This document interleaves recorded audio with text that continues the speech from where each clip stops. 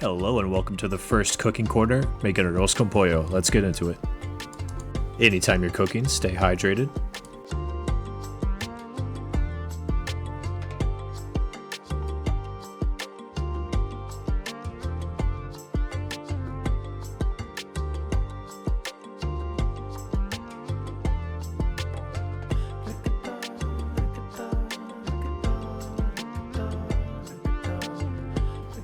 So a quick tip for slicing peppers, y'all. We can see here that after you take the top off, you have just 4 perfect little points so you can bring your knife in between. 1, 2, 3, 4. That's going to get rid of that more sort of like bitter middle part, as well as the core, which you can either discard or just save for stock. Whatever you want to do, it's your kitchen. And after you have those nice flat pieces, you can just go right on down and slice, slice, slice.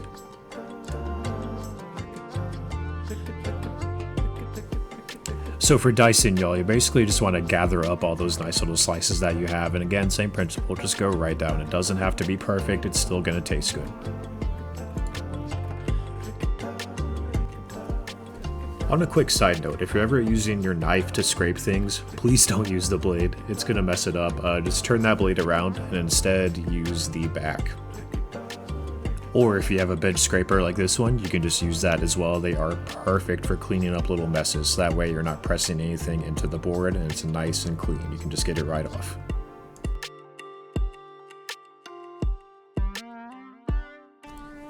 Getting into onions here, I just like to take my ends off, then make a very, very shallow cut. So that way you can just sort of peel the outside right off.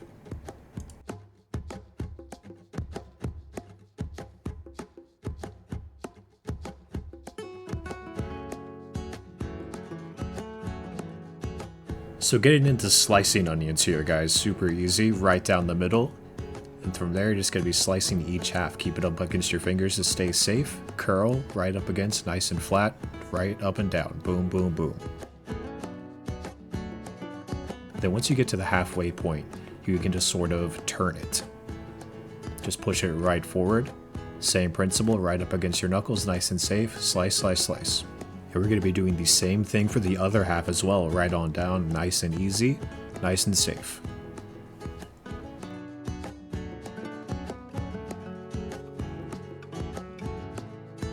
Just getting into cutting a couple lime wedges here. I think we all know how to do that, but just in case, same principle. You don't really have to remove anything here. Just cut it in half, and then from there, make wedges. And of course, as usual, don't forget to hydrate. So one mistake I made here, guys, is I did not season these beforehand. They still turned out good, but that is one big thing that I want to mention here, on top of the fact that I'm actually overcrowding the pan, as in I'm adding too much, so they're not going to, they're going to drop the heat, and they're just not going to sear as evenly. So always season your meat beforehand, and do not crowd the pan like I'm doing here.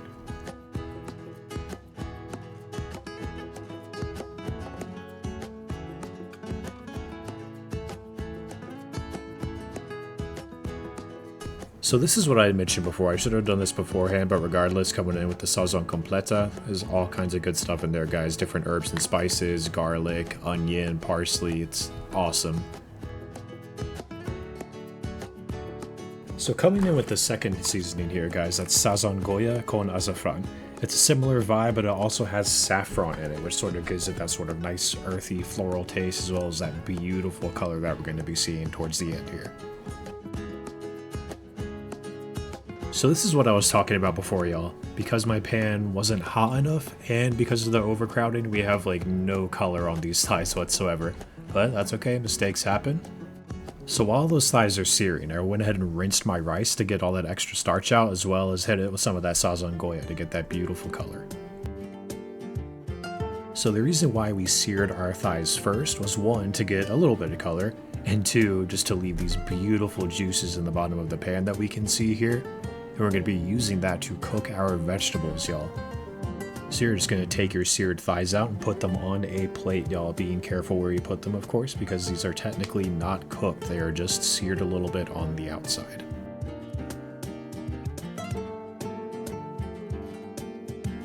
So this is when we're going to start using all those beautiful sizzling juices. We're going to start in with our onions. Now, of course, we're not going to be using all of those. I cut too much. So we're just going to be saving those for later, saving for tomorrow, a couple days from now. They will last at least minimum a few days in the fridge. Now, of course, cooking down onions does tend to take forever, so we're just kind of taking our time here. I like to mess with pans, but for the most part, just kind of let it hang out mid-low heat and it'll get there eventually. I would say overall, it probably took, I don't know, maybe just like 10-15 minutes to get them where I want it to be. It does depend on whether you want them like super caramelized or just, you know, sweat it a little bit just to sort of get a tiny bit of cooking going on, but still wanting them crunchy. It really depends, but I like mine good and soft.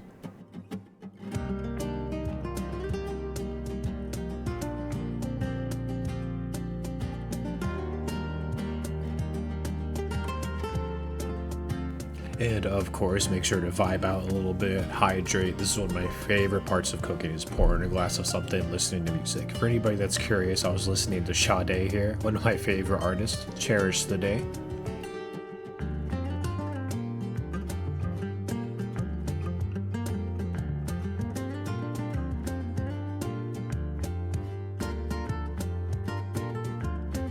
So now that our onions are nice and cooked down, first of all, I realized that something happened with the video, but it is what it is. Now we can add our peppers. I like my peppers diced and a little bit more crunchy. I like my onions sliced and a little bit more soft. So again, you can put them at the same time if you want them both soft, but that's just how I like my stuff. So of course, it is completely up to you if you are in your kitchen. Look at that. Wish y'all could smell it right now. Oh, that's gonna be nice. So at this point, I have realized I did like way too much veg, which is fine because the awesome part is similar to the chicken thighs. I'm just gonna save some of this cooked veg after it cools off, of course, so it doesn't turn sour. And then we can use it for the next batch. So that way you have your chicken and your veg pretty much already all the way cooked, and all you gotta worry about is the rest. So mistakes aren't always bad, y'all. Sometimes they can get you ahead.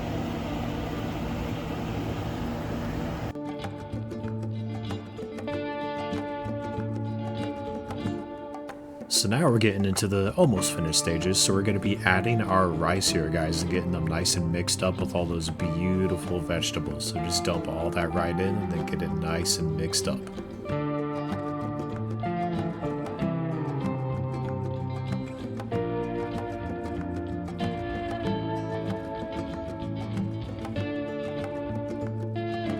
So now we're going to be adding some of our pureed tomatoes, saving about half of those for later. Look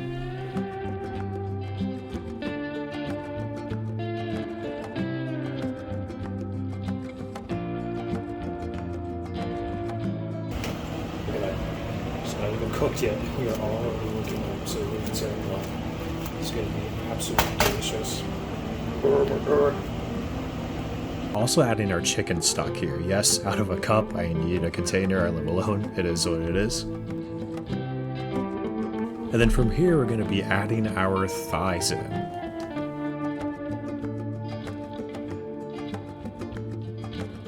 And I forgot the garlic. Alright.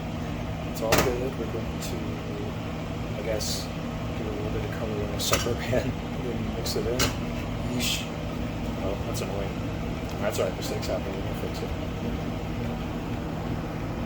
So one of the most important things about cooking is to clean as you go. You don't have to do a super deep clean, just kind of like I'm doing here. Just like scrub down your board real quick. Just a quick, you know, soap and water clean on the counters where you're prepping, just stuff like that. Get stuff in the sink. The main thing here is whenever you're done cooking, you don't have to worry about cleaning, which is super nice. You get to just grab a bowl and move on.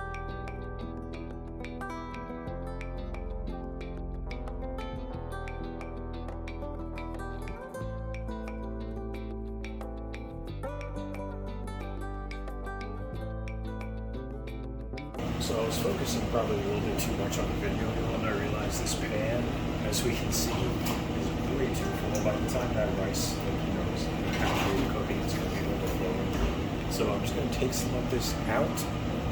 It's going to be a bit of an awkward process, but this is why you need to be paying attention.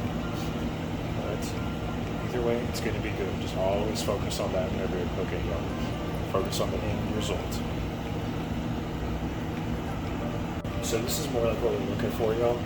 As you can see, there's actually like a layer of liquid on top of this rice. I mean, I can actually feel a little bit. You know what I'm saying? Yeah. It's not cooked at all, which is fine because that's what we're looking for. You want like a layer of liquid on top, usually about like a fingernail length. Again, following that 2-to-1 ratio, liquid to rice. It's going to absorb all of that and get nice and fluffy. But whether you're using chicken stock, water, adding beer at the end, those are things that you have to sort of factor in throughout the process. So just keep that in mind. Don't keep messing with it. Gonna let that simmer.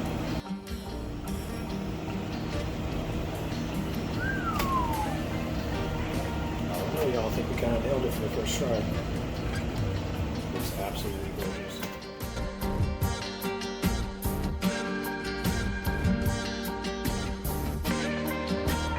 So we're adding our Mexican beer of some kind at this point. I did it a little bit too late, as well as splashing it everywhere, which is awesome, but just add that like when it's almost done, opposed to when it's already done. And to finish up, y'all, we're going to be adding our roasted red peppers. I did slice those, I forgot to film that.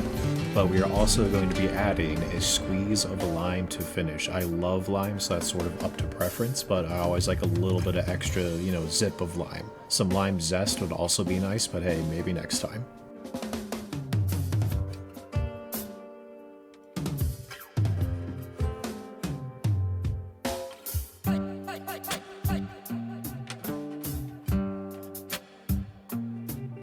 So we are almost there, y'all. We are building our bowl now. A couple scoops of that beautiful rice, making sure to get one of those thighs on top just so you can really dig into it and get it apart. And you guessed it, we are also going to be doing a fresh lime wedge on the side. Yes, I do love lime. And also, it's just really nice to have fresh lime on top. Even when you already have cooked lime, it's just a nice zip of acid on top. And that's it, y'all. Finished bowl.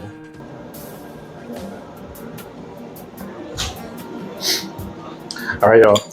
Let's see how we did. Good, hopefully. Still really hot. Almost forgot the most important part, arguably. There we go. Let's go try some of the rice first. That's the main thing.